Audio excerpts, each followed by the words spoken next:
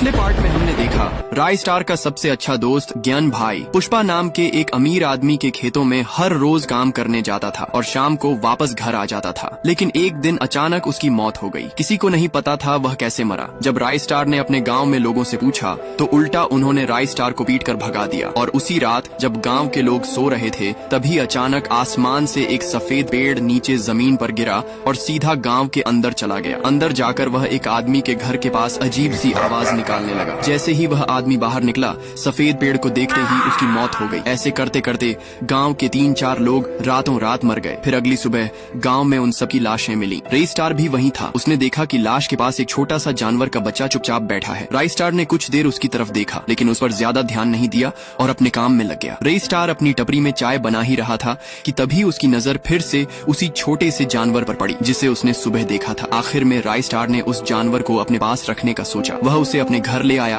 खाना खिलाया और रात में दोनों सो गए। लेकिन सुबह जब वह उठा तो देखा कि जानवर वहाँ नहीं है। बाहर निकला तो गांव के बीच फिर से एक नई लाश पड़ी थी और उसके पास वही जानवर खड़ा था। अब राय स्टार समझ गया कि वही जानवर गांव वालों की मौत का कारण है। उस रात राय स्टार ने एक मजबूत प्लान बनाया। उसने जानवर को खाना खिलाया और दोनों एक साथ सो गए। लेकिन आधी रात को वह जानवर चुपके से घर से बाहर निकला और गायब हो गया। राय स्टार उसका पीछा करने लगा। उसने देखा गांव के बीच में एक सूखा सफेद पेड़ चमक रहा है। गांव के लोग जैसे ही उस पेड़ को देखते उनकी तुरंत मौत हो जाती। फिर वही पेड़ बदलकर उसी छोटे जानवर का रूप ले लेता। राय स्टार ने चिल्लाकर कहा, कौन है तू? मेरे गांव वालों को क्यों मार रहा है? जानवर धीरे धीरे पास आया और अपना रूप बदलने लगा और सामने आया कोई और नहीं बल्कि ज्ञान भाई। राय स्टार चौंक कर बोला, ज्ञान भाई ये तुम्हें क्या हो गया? ज्ञान भाई रोते हुए बोला, ये सब पुष्पा की वजह से हुआ है। राय स्टार ने पूछा, उसने तेरे साथ क्या कर दिया? ज्ञान ने कहा, हर रोज मैं और गाँव वाले पुष्पा के लाल चंदन के बाग में काम करने जाते थे। वह हमें लकड़ियाँ कटवाता था। लेकिन एक दिन मैंने देखा पुष्पा के आदमी अपनी गाड़ियों में जानवरों को ले जा रहे हैं। मुझे शक हुआ तो मैंने उनका पीछा किया। वहाँ जाकर देखा पुष्पा और उसके आदमी जंगल के जानवरों को पकड़कर पिंजरों में बंद रखते थे और उन्हें महंगे दामों पर बेचते थे। मैं ये बात पुलिस को बताने वाला था लेकिन तभी पुष्पा और उसके आदमी ने मुझे पकड़ लिया। गाँव वाले भी वहीं थे। मैंने सबसे मदद मांगी लेकिन किसी ने मेरी मदद नहीं की। आखिर में पुष्पा ने मुझे जानवरों के पिंजरे में डाल दिया और उन जानवरों ने मुझे फाड़ डाला। मेरी आत्मा एक सूखे पेड़ और एक जले हुए बंदर में समा गई और मैं ऐसा बन गया। अब मैं सारे गाँव से बदला लूंगा जब तक पुष्पा को मार न दूं। ये सुनकर राय स्टार भी गुस्से से भर गया। उसने ज्ञान भाई की आत्मा को सफेद पेड़ में कैद किया और साथ लेकर पुष्पा के बाग पहुंचा। वहां पुष्पा अपने आदमियों के साथ रात में आराम कर रहा था। राय स्टार ने उसके दोनों आदमियों को खत्म कर दिया